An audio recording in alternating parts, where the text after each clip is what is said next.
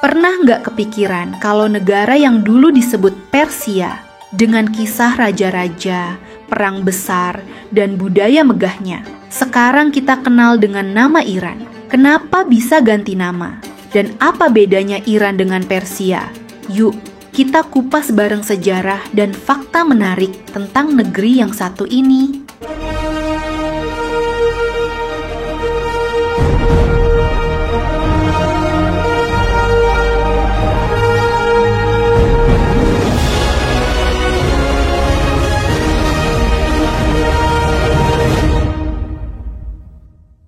Halo teman-teman, pernah dengar nggak kalau Iran itu dulu lebih dikenal dengan nama Persia? Yup, ternyata meski orang lokal udah nyebut negeri ini Iran sejak ribuan tahun lalu, dunia barat masih manggilnya Persia sampai tahun 1935. Nah, baru deh saat Nowruz atau tahun barunya orang Iran, Reza Shah minta supaya semua negara asing pakai nama Iran. Oh iya, tahu nggak? Kata Iran sendiri berasal dari kata Arya, yang artinya tanah bangsa Arya. Keren banget kan? Ada unsur sejarah bangsa Arya di balik namanya. Sekarang kalau kita lihat di peta, Iran itu strategis banget posisinya. Negara ini dikelilingi banyak banget tetangga.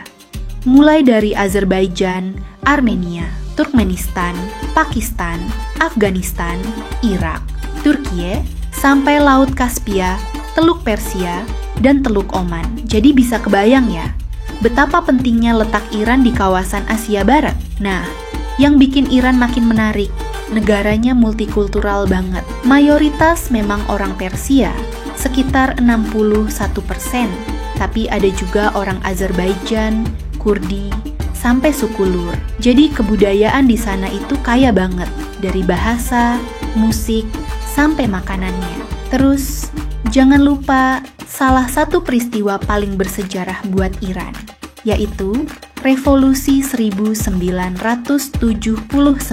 Waktu itu, rakyat menggulingkan monarki dan berdirilah Republik Islam Iran di bawah pimpinan Ayatollah Khomeini. Sejak saat itu, nama resmi mereka jadi Jomhuriyye Eslamiyye Iran atau Republik Islam Iran. Oh iya, sampai sekarang masih ada perdebatan seru nih soal penyebutan Iran dan Persia. Ada yang lebih suka bilang Persia karena kesannya historis dan elegan, ada juga yang tetap pakai Iran karena itu nama resminya. Jadi kalau kamu dengar dua-duanya, intinya sama aja kok. Kalau kita ngomongin Iran, mungkin yang langsung kebayang itu gurun panas dan cerita-cerita sejarah Persia. Tapi ternyata Iran itu negaranya luas banget dan punya lanskap yang beragam. Iran ada di Asia Barat dengan luas sekitar 1,6 juta kilometer persegi. Bayangin aja, luasnya lebih besar dari Prancis, Jerman, Spanyol, dan Inggris kalau digabungin. Jadi wajar kalau pemandangannya juga beragam. Negara ini punya banyak tetangga. Di barat ada Irak dan Turki, di timur ada Afghanistan dan Pakistan, di utara ada Turkmenistan, Azerbaijan, dan Armenia. Plus, Iran juga punya garis pantai di Laut Kaspia di utara, lalu di selatan langsung menghadap Teluk Persia dan Teluk Oman. Lokasinya strategis banget, kayak pintu gerbang yang menghubungkan Timur Tengah, Asia Tengah, sampai Eropa. Sekarang kita ngomongin alamnya. Bagian barat Iran dipenuhi pegunungan megah. Ada pegunungan Zagros, Alborz, dan juga Kaukasus. Di pegunungan Alborz ini ada Gunung Damavand, puncak tertinggi Iran dengan ketinggian 5.604 meter. Katanya, gunung ini juga punya tempat khusus di mitologi Persia loh. Tapi kalau geser ke timur, pemandangannya langsung berubah total. Di sana ada gurun luas seperti Dasht-e-Kafir yang penuh dengan tanah garam dan danau garam yang kadang muncul.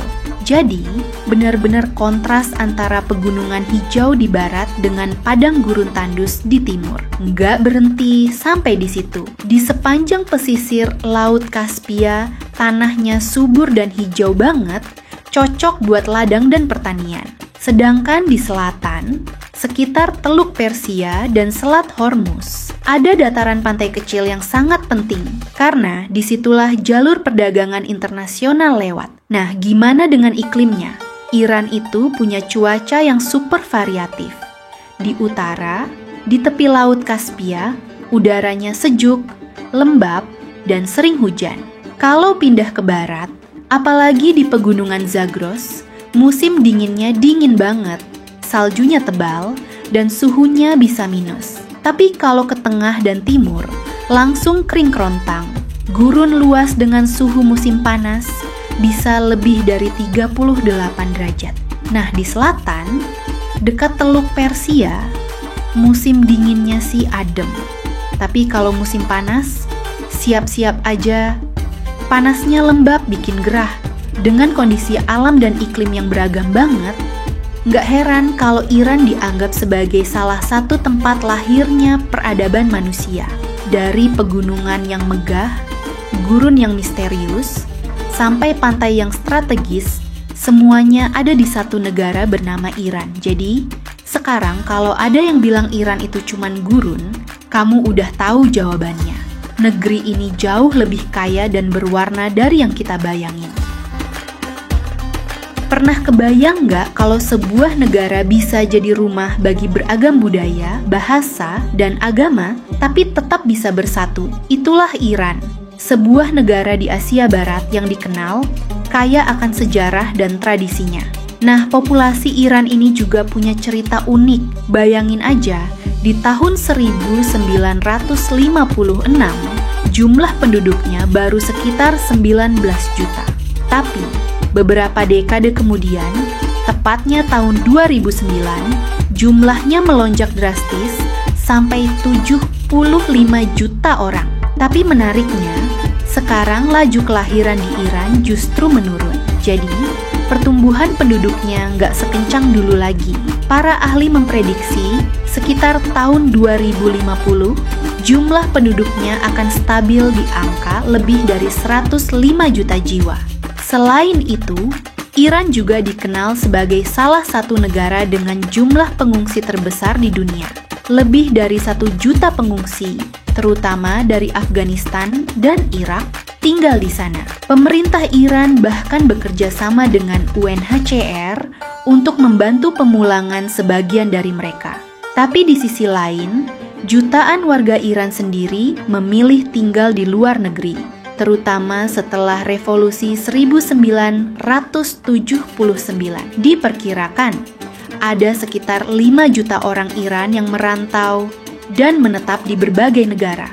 Oh iya, satu hal yang menarik dari sistem di Iran adalah pemerintahnya punya kewajiban khusus buat warganya. Lewat konstitusi, negara menjamin akses ke jaminan sosial, mulai dari pensiun, tunjangan pengangguran, perawatan kesehatan, sampai perlindungan di masa tua. Semua itu dibiayai dari pajak dan kontribusi masyarakat. Jadi, bisa dibilang Iran bukan cuma negara dengan sejarah panjang dan budaya kaya, tapi juga punya dinamika sosial yang kompleks dan menarik untuk dipelajari. Kalau kita ngomongin Iran, pasti nggak bisa lepas dari soal agama. Mayoritas besar penduduk Iran adalah Muslim, dan uniknya, sekitar 90% diantaranya bermazhab Syiah. Inilah yang bikin Iran berbeda dengan banyak negara lain di Timur Tengah yang mayoritas Sunni. Tapi, jangan dikira cuman Islam aja yang ada di sana.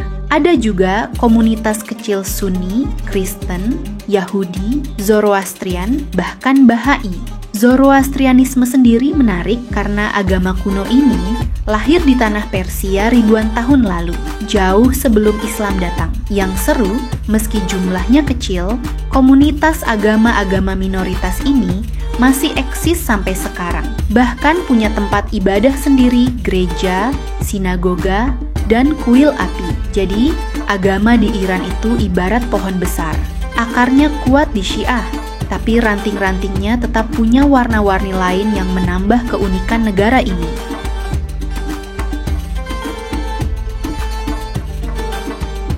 Mungkin banyak yang nggak nyangka Tapi di Iran sebenarnya masih ada komunitas Yahudi.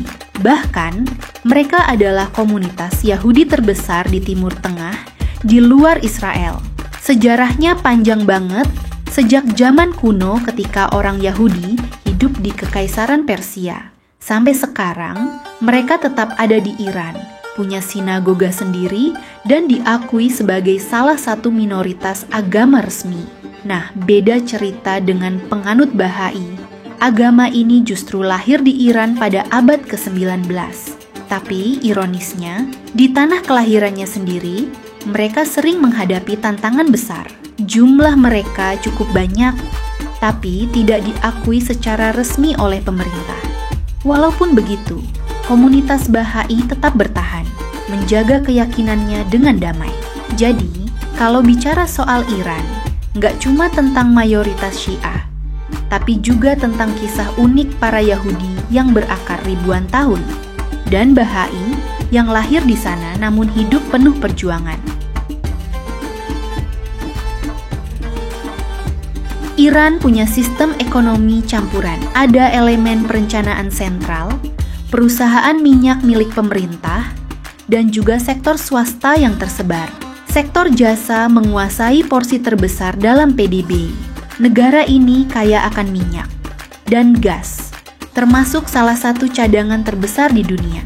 Tapi juga masih punya sektor pertanian dan industri manufaktur kecil. Ekonomi Iran dulu sempat stabil, tapi beberapa tahun terakhir, tekanan luar dan dalam jadi terasa banget. Krisis ekonomi yang dalam dan berkepanjangan dimulai sejak 2024 akibat sanksi internasional, namun ada juga sinyal harapan. Di tahun fiskal yang berakhir Maret 2025, GDP Iran tumbuh sekitar 3%, ditopang oleh sektor industri dan pertambangan, termasuk minyak and gas yang tumbuh sekitar 6,2%.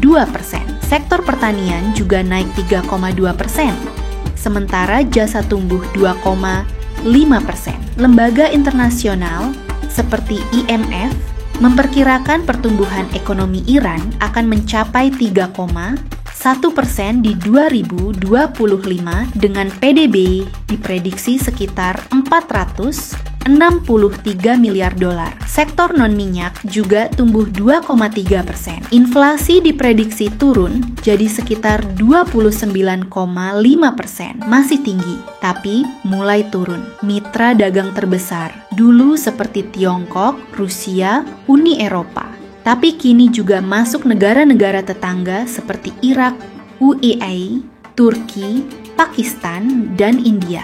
Non-oil trade saja mencapai lebih dari 55 miliar dolar dalam 11 bulan terakhir. Iran juga menekan beberapa kesepakatan penting. Program kerjasama jangka panjang 25 tahun dengan Tiongkok, perjanjian strategis 20 tahun dengan Rusia, dan hubungan ekonomi di platform SCO. Pernah kepikiran nggak, gimana sih sistem politik di Iran jalan? Iran ini unik banget, bukan sekadar negara biasa.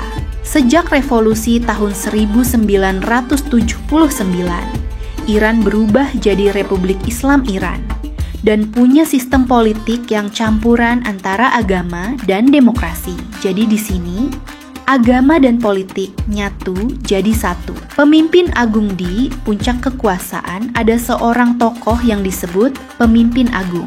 Nah, orang ini bisa dibilang figur paling berpengaruh di Iran. Dia yang nentuin arah kebijakan negara, mimpin militer, ngatur intelijen, bahkan punya kuasa buat nyatakan perang. Bayangin aja, radio, televisi nasional, kepala polisi, tentara, sampai kepala kehakiman, semua ada di bawah kontrolnya. Jadi, posisinya memang super kuat. Majelis ahli, tapi jangan salah, pemimpin agung juga nggak bebas maunya. Ada yang namanya majelis ahli, berisi ulama-ulama besar. Majelis inilah yang milih pemimpin agung, bahkan bisa juga mencopot dia kalau dianggap udah nggak layak. Jadi, walaupun kedengarannya mutlak, tetap ada mekanisme pengawas. Presiden, selain pemimpin agung, ada juga presiden. Nah, presiden ini dipilih langsung oleh rakyat lewat pemilu. Tugasnya lebih ke urusan pemerintahan sehari-hari, ekonomi, sampai hubungan luar negeri. Tapi tetap, semua kebijakan penting harus sejalan dengan pemimpin agung. Jadi, bisa dibilang presiden kuat, tapi masih ada atasannya. Majelis Wali and Parlemen. Terus ada juga Majelis Wali. Anggotanya sebagian ditunjuk pemimpin agung. Tugas mereka adalah ngecek apakah undang-undang yang dibuat parlemen sesuai sama syariat Islam dan konstitusi. Jadi ibaratnya, parlemen bikin aturan, tapi majelis wali yang nentuin ini cocok atau enggak. Parlemennya sendiri, atau yang disebut Majelis Syura Islam, isinya wakil rakyat yang dipilih lewat pemilu. Mereka bahas undang-undang, anggaran, dan masalah negara sehari-hari. Dewan Kota dan Desa nggak cuman di pusat, di tingkat lokal juga ada Dewan Kota dan Desa yang dipilih rakyat setiap 4 tahun. Mereka ini ngurusin hal-hal lokal, kayak ngatur wali kota, sampai memastikan pelayanan buat masyarakat tetap jalan. Jadi, kalau kita rangkum, pemimpin agung, kuasa tertinggi, majelis ahli, pengawas pemimpin agung, presiden, kepala pemerintahan, tapi tetap di bawah pemimpin agung.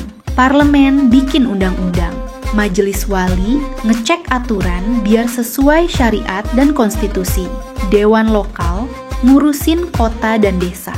Nah, sistem ini bikin politik Iran beda dari negara lain. Agama jadi pusat, tapi ada juga elemen demokrasi lewat pemilu.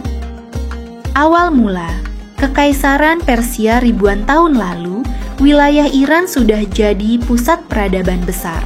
Dari Kekaisaran Achaemenid di bawah Raja Cyrus Agung, Persia jadi salah satu imperium terkuat di dunia kuno. Wilayahnya luas banget dari Mesir sampai India.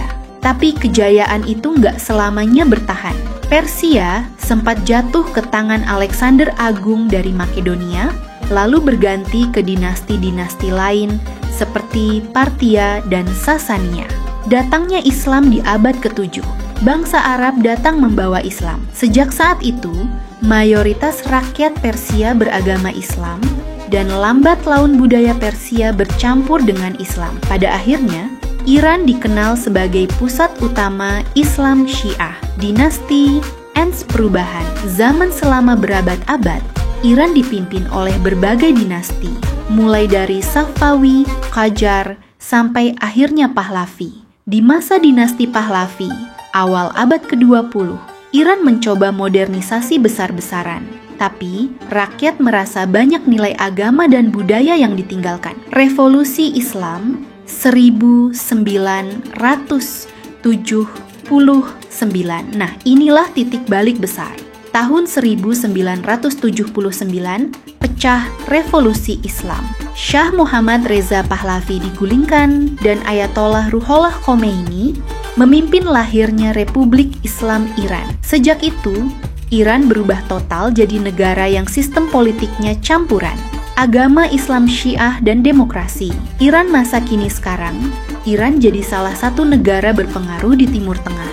Kaya minyak, punya posisi strategis, tapi juga penuh tantangan, mulai dari sanksi ekonomi, konflik politik, sampai ketegangan dengan negara barat. Meski begitu, Iran tetap berdiri sebagai negara dengan identitas kuat, berakar pada sejarah Persia, berbalut Islam Syiah, dan punya peran penting di dunia internasional. Seru banget kan? Ternyata Iran bukan cuma dikenal karena gurun atau minyaknya, tapi juga punya banyak fakta yang bikin kita geleng-geleng kepala. Nah, masih banyak rahasia lain dari negeri Persia ini yang belum kita kupas.